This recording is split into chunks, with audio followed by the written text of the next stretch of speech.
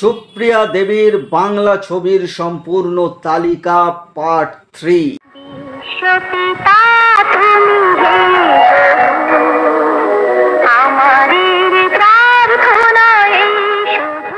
এর আগে আমি সুপ্রিয়া দেবীর বাংলা ছবির পার্ট 1 এবং পার্ট 2 বানিয়ে রেখেছি, তো যারা এখন ওই ভিডিওটি দেখেননি চ্যানেলে গিয়ে অবশ্যই দেখে নিন। এটি পার্ট 3 এবং এটি শেষ পার্ট। তো চলুন আমরা দেরি না করে ভিডিওটা শুরু করে ফেলি।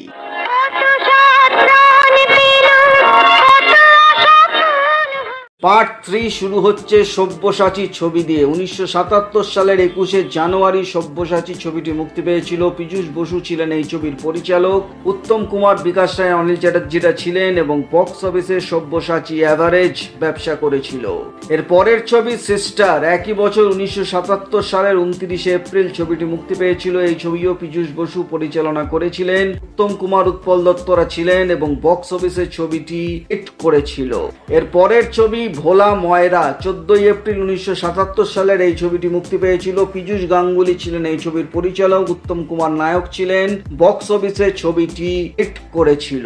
এর পরের ছবি দুই পুরুষ। 1978 সালের 24শে ফেব্রুয়ারি ছবিটি মুক্তি পেয়েছিল। সুশীল মুখার্জি ছিলেন এই ছবির পরিচালক। উত্তম কুমার, তরুণ কুমার, পার্থ মুখার্জিরা ছিলেন এবং বক্স অফিসে দুই পুরুষ চলেনি, ফ্লপ করেছিল।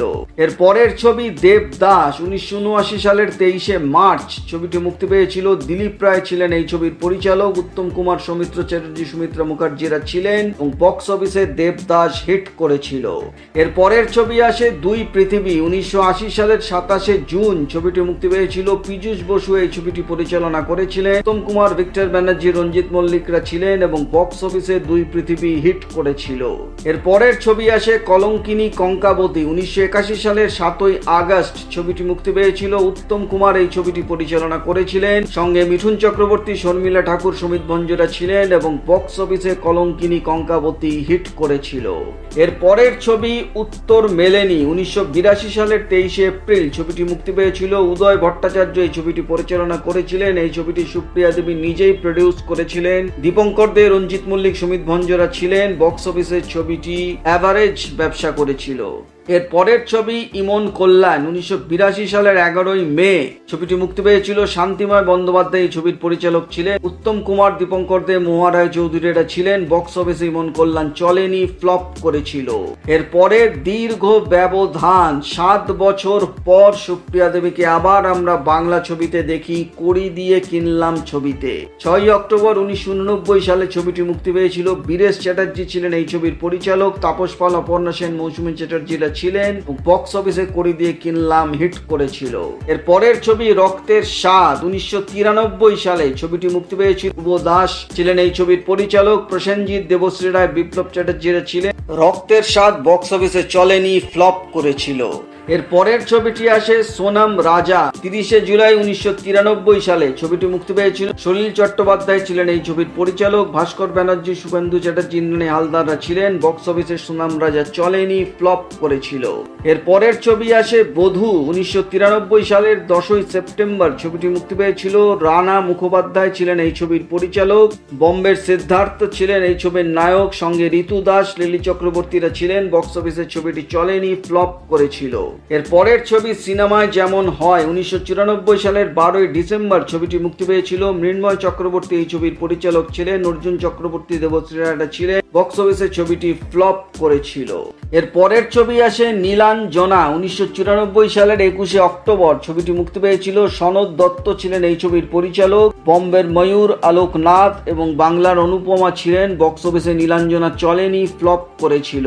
এর পরের ছবি অন্তরতম। 1995 সালের 19শে মে ছবিটি মুক্তি পেয়েছিল। দীনবন্ধু ঘোষ ছিলেন এই ছবির পরিচালক। রঞ্জিত মল্লিক, তাপস পাল, ইন্দ্রাণী হালদাররা ছিলেন। বক্স অফিসে ছবিটি ফ্লপ করেছিল। এর পরের ছবি লেডি ডাক্তার। 1995 সালের 8ই ডিসেম্বর ছবিটি মুক্তি পেয়েছিল। বিমল দে এই ছবির পরিচালক ছিলেন। তাপস পাল, লাবণী সরকার, অভিষেক চ্যাটার্জিরা ছিলেন। বক্স অফিসে ছবিটি ছবিটি সেমি হিট করেছিল।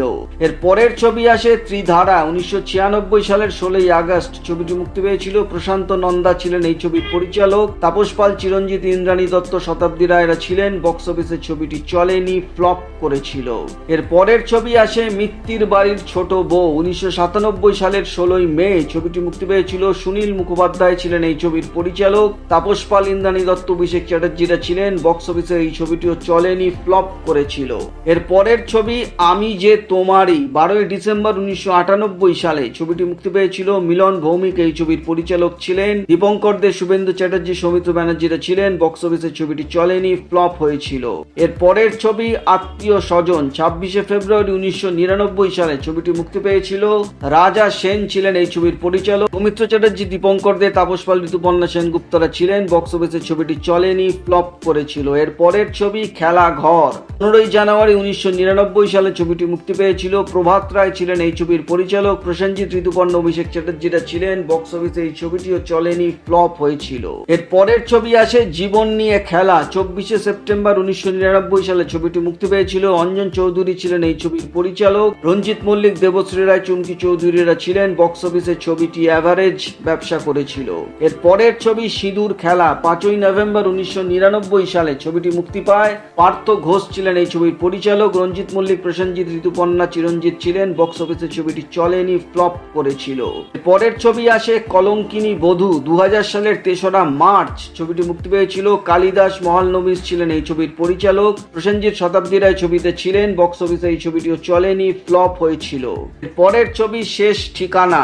4 অক্টোবর 2000 সালে ছবিটি মুক্তি পেয়েছিল। প্রভাত রায় এই ছবির পরিচালক ছিলেন। বম্বের আশিস বিদ্যার্থী, জয়াশীল ছিলেন। বক্স অফিসে ছবিটি চলেনি, ফ্লপ করেছিল। এবং এর পরের ছবি ভালোবাসা রাজপ্রাসাদ। 2001 সালে ছবিটি মুক্তি পেয়েছিল। সঞ্জয় কুমার রায় ছিলেন এই ছবির পরিচালক। চিরঞ্জিত, সৌমিত্র চ্যাটার্জিরা ছিলেন। বক্স অফিসে এই ছবিটিও চলেনি, ফ্লপ করেছিল। এর পরের ছবি শতাব্দীর গল্প। 2002 সালে ছবিটি মুক্তি পেয়েছিল। রাজ মুখার্জি ছিলেন এই ছবির পরিচালক। দেবশ্রী রায়, সব্যসাচী চক্রবর্তী, দীপঙ্কর দেরা ছিলেন। বক্স অফিসে এটিও চলেনি, ফ্লপ করেছিল। এর ছবি একটি নদীর নাম। 2003 সালে ছবিটি মুক্তি পেয়েছিল। অনুপ ঘোষ ছিলেন এই ছবির পরিচালক। বক্স অফিসে এই ছবিটিও চলেনি, ফ্লপ করেছিল। এর পরের ছবি অর্জুন আমার নাম। 2004 সালে ছবিটি মুক্তি পেয়েছিল। প্রবীর নন্দী ছিলেন এই ছবির পরিচালক। অভিষেক চ্যাটার্জি, সুকেন্দা, সৌমিত্র চ্যাটার্জিরা ছিলেন। এই ছবিটিও বক্স অফিসে চলেনি, ফ্লপ হয়েছিল। পরের ছবি এক মুঠো ছবি। 2005 সালে ছবিটি মুক্তি পেয়েছিল। এই ছবিটি অনেকগুলো পরিচালকরা মিলে তৈরি করেছিলেন। প্রভাত রায়, কৌশিক গাঙ্গুলি এই ছবির পরিচালক ছিলেন। রূপা গাঙ্গুলি, ইন্দ্রাণী হালদাররা ছিলেন। এই ছবিটিও বক্স অফিসে চলেনি, ফ্লপ করেছিল।